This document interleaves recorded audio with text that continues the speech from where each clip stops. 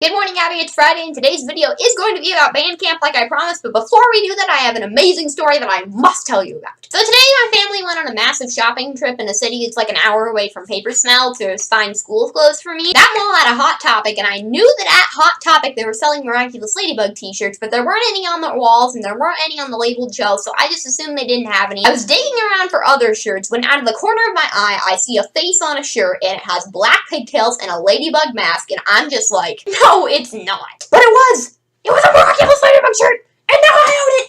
And I'm very happy! And I'm like flipping back and forth from this shirt, and I'm very excited! Now, unluckily for me, my parents threw it in the washing machine before I made this vlog, so I can't actually show it to you, and they're considering keeping it hostage from me for my birthday, which is in a few weeks, by the way. But at some point on this channel, I will wear the Miraculous Ladybug shirt in a vlog. Now, luckily, band camp was a lot less stressful in the social department than I was imagining, but in the musical department, I have no idea what I'm doing and everything is a nightmare. So because Paper Smell has such a small high school, we literally had to combine our football team with the football team of another ridiculously small school, and they are the Cyclones and we are the Spartans. So instead of just like taking one of the mascots and making that be the football team or coming up with a completely different mascot, they smashed them together and came up with the Sparklones. Because of this weird Sparklony fusion, we are obligated to learn not one fight song, but two, and they are both written in cut time. For those of you who don't know what cut time is, basically it's written like regular standard 4/4 time, except it's played differently. So when they write that they want you to play a half note, they actually want you to play a quarter note, and basically everything is half of what it's actually supposed to be, and it is just very strange to wrap your mind around if you're not used to it. Now, I am not used to cut time, which is an issue, because all of the other freshmen have literally been playing those same two songs since they were in like 6th grade,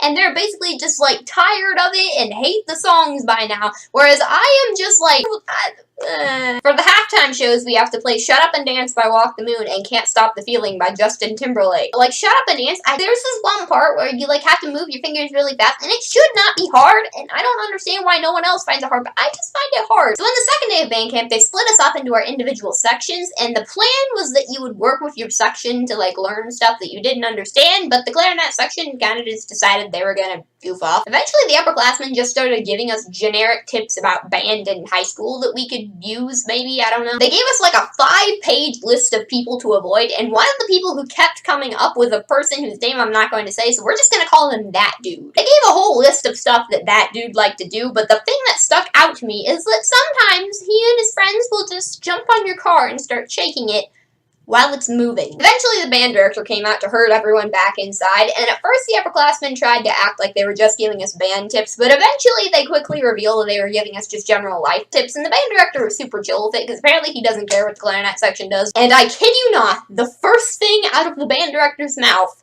was this. So you did warn them about that, dude. So on Wednesday, we had freshman orientation in addition to band camp, which means that I got to meet my teachers and tour the school and a bunch of crud like that. But the standout moment of freshman orientation for me was when a girl walked up to me and asked me if I was new since she hadn't seen me before. I told her that I was, and then after that, she told me her name and that a few years ago, she had moved to the school district and was a new student, and she had been picked on because she was socially awkward, and she didn't want the same thing to happen to me, so she thought she would just introduce herself to me, try and make me feel more welcome and at least have one friend. And quite honestly, that is probably the nicest thing that anyone outside of my family has ever done for me. So thank you, girl whose name I'm withholding from the internet, for being just a generally awesome human being, because you literally do not understand how much it means to me. Please keep being awesome. Question of the day! Crud, what is the question of the day? Abby, I have a Miraculous Ladybug t-shirt, and I will see you tomorrow.